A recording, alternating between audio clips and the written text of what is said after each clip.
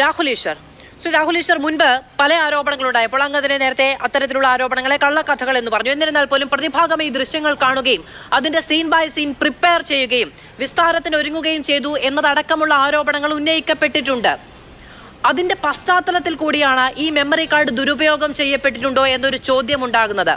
അങ്ങനെ ലീക്ക് ചെയ്ത് കൊടുക്കാൻ ഈ പറയുന്ന ഉദ്യോഗസ്ഥ വൃന്ദത്തെ സമ്മർദ്ദത്തിൽ ചെലുത്തി ഇത് ആത്യന്തികമായി പ്രതിഭാഗമാണല്ലോ ഇതിന്റെ ഗുണഭോക്താക്കളായി വരുന്നത്. ഈ കേസിനെ അട്ടിമറിക്കാൻ ശ്രമിക്കുമ്പോൾ ഇതിന്റെ തെളിവുകൾക്ക് സാധുതയില്ലാതെ വരുമ്പോഴൊക്കെ പ്രതിഭാഗമാണല്ലോ അതിന്റെ ഗുണഭോക്താക്കളായി വരുന്നത്. അവിടെ നിന്നാണ് ഈ ചോദ്യം ഉണ്ടാകുന്നത്. അപ്പോൾ ആ ചോദ്യം നിയമത്തിന്റെ ഇഴകീറി വളരെ സുതാര്യമായി അതിന് പരിഹാരം ഉണ്ടാകേണ്ടത് പ്രതിഭാഗത്തിന്റെ കൂടി ആവശ്യമല്ലേ? അതിനെയാണ് എതിർക്കുന്നത്. അല്ല, ഏതെങ്കിലും പ്രോസസ്സിൽ പ്രശ്നമുണ്ടെങ്കിൽ തീർച്ചയായിട്ടും അതൊക്കെ ആകാം. പക്ഷെ ഇവിടത്തെ പ്രശ്നം എന്താണ്?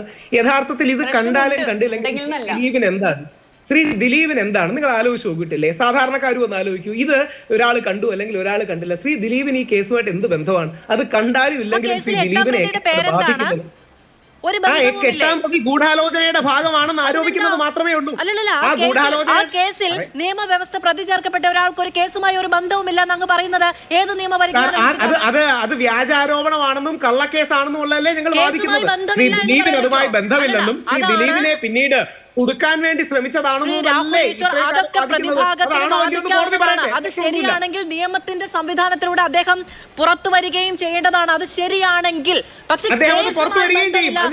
എങ്ങനെയാണ്? അങ്ങ് അഭിഭാഷകനല്ലേ? എനിക്ക് വിശ്വാസമുണ്ട് ശ്രീ ദിലീപ്. ഇനി പറഞ്ഞോട്ടെ, ശ്രീ ദിലീപ് അഗ്നിശുദ്ധി വരുത്തി തിരിച്ചു വരുന്ന തരത്തിൽ എനിക്ക് യാതൊരു സംശയവുമില്ല. പക്ഷേ ഇവിടെ യഥാർത്ഥത്തിൽ സംഭവിക്കുന്നത് സാധാരണക്കാർ മനസ്സിലാക്കാൻ വേണ്ടി പറയുകയാണ്, കണ്ടിന്യൂസ് ആയി കോടതിയെ അണ്ടർമൈൻ ചെയ്യാനും പ്രൊപ്പഗാൻഡയിലൂടെ മാധ്യമ സ്വാധീനം ഉപയോഗിച്ച്, അല്ലെങ്കിൽ പലപ്പോഴും സ്റ്റേറ്റ് പോലും ഒരു അതിജീവിതക്കെതിരെ നിൽക്കില്ല, അല്ലെങ്കിൽ നിൽക്കാൻ പാടില്ല, സംശയമൊന്നുമില്ല. പക്ഷേ അതിജീവിതയ്ക്ക് അനുകൂലമായി നിൽക്കുന്നു എന്ന മാധ്യമ സമ്മർദ്ദം, ഒരു ഭാഗത്ത് പോലീസിൽ വൈജു പൈലോസിനെ പോലുള്ള സമ്മർദ്ദം, മറുഭാഗത്ത് കോടതിയിൽ സമ്മർദ്ദം ചെലുത്തി തങ്ങളുടെ നിലപാടുകൾ വിജയിച്ചു എടുക്കാനുള്ള വളഞ്ഞ വഴി നടക്കുകയാണ്.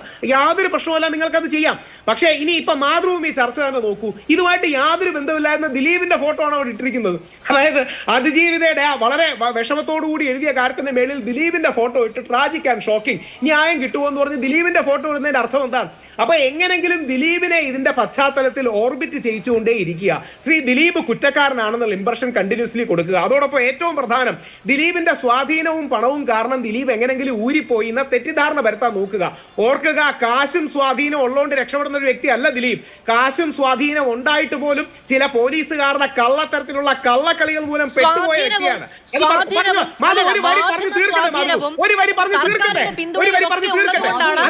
അത് രാഹുൽ ഈശ്വർ അല്ല പറഞ്ഞത്.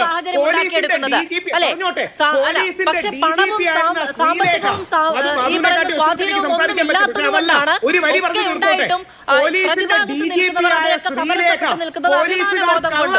പോലീസിന്റെ പോലീസുകാർ കള്ള ഫോട്ടോഷോപ്പ് ഉണ്ടാക്കി എന്ന് വരെ പറഞ്ഞു.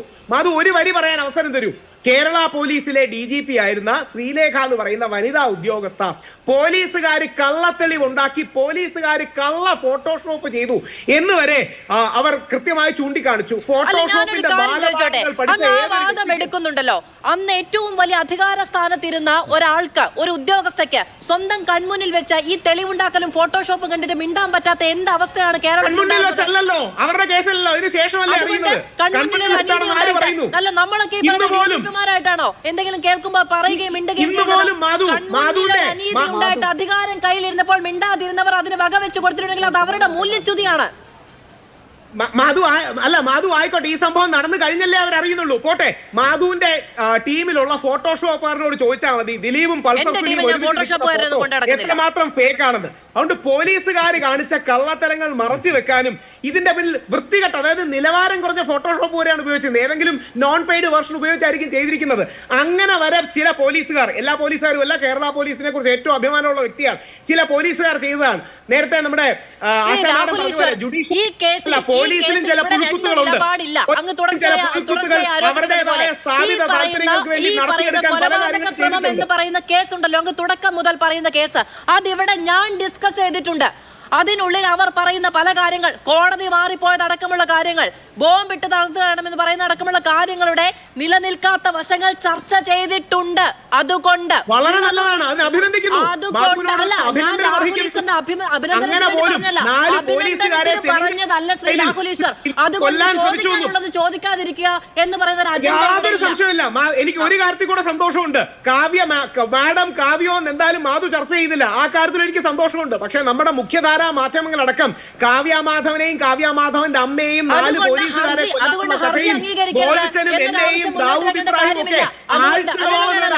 ഈ ടെലിവിഷൻ ചാനലുകൾ കൊടുക്കുന്ന തലക്കെട്ടിനെയൊക്കെ വിമർശിക്കാൻ കേരളത്തിലെ ഏത് സാധാരണക്കാരനും അവകാശമുണ്ട്. അതിനെ അങ്ങനെ തന്നെ അംഗീകരിക്കുന്ന ഒരു മാധ്യമ പ്രവർത്തകയും മാധ്യമ സ്ഥാപനവുമാണിത്. വിമർശിക്കുമ്പോഴേ തെറ്റ് തിരുത്തപ്പെടുകയുള്ളൂ. പക്ഷെ അതുകൊണ്ട് ഒരു ഹർജി അംഗീകരിക്കരുത് എന്ന് കോടതിയിൽ പോയി പറയേണ്ട കാര്യമില്ല. ഈ പറഞ്ഞത് മുഴുവൻ കള്ളമാണ്. അതുകൊണ്ട് നിലപാടെടുത്തൊന്നും കഴിയില്ല ശ്രീ രാഹുൽ ഈശ്വർ. അല്ല, ഒറ്റ വരിയിൽ നിർത്തിക്കോളാം. അതിജീവിതയ്ക്ക് നീതി കിട്ടണം എന്ന കാര്യത്തിൽ ആർക്കും ഒട്ടും സംശയമില്ല. പക്ഷെ അതിജീവിതയ്ക്ക് നീതി കിട്ടുമ്പോൾ അത് ശ്രീ ദിലീപിനെതിരെ കള്ളക്കേസ് എടുത്തുകൊണ്ടായിരിക്കരുത്. സമൂഹത്തിൽ നിലയും വിലയും ഉള്ളവനെ കല്ലെറിയാനുള്ള പ്രവണത ദിലീപിന്റെ എന്തായാലും ഈ കേസ് കോടതിയിൽ വരുന്നുണ്ടല്ലോ. കള്ളക്കേസ് എടുത്തിട്ടില്ല. അന്വേഷണ സംഘത്തിന് ഭീഷണി തോന്നിയിട്ടുണ്ട് എങ്കിൽ അവർ പറയുന്ന കാര്യങ്ങൾ കോടതിക്ക് മുന്നിൽ പോകുകയും അത് സാധു 4 പേരെ കൊല്ലാൻ ശ്രമിച്ചു എന്നാണ് ആരോപണം. മെമ്മറി കാർഡ് എന്തിനു മാറി? മെമ്മറി കാർഡ് ആര് മാറ്റി? എന്തിനു മാറ്റി എന്നുള്ളതാണ് ക്വസ്റ്റ്യൻ. മെമ്മറി കാർഡ് അല്ല, മെമ്മറി കാർഡിന്റെ ഹാഷ് വാല്യൂ.